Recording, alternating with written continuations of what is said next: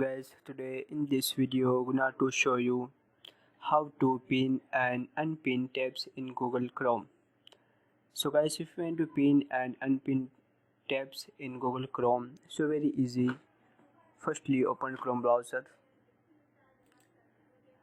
and if you want to pin, so right click, after click on pin.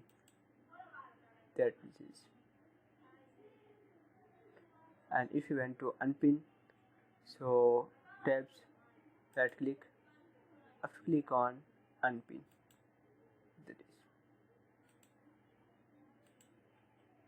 If you want to pin, click on pin. This tab, if you want to pin, so right click, after click on pin. Right click on pin. And if you want to unpin, so right click, after click on unpin. Right click, after click on unpin. Click on unpin. That is.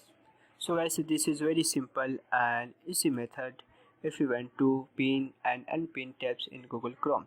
Thank you for watching this video. Please subscribe my channel for latest update.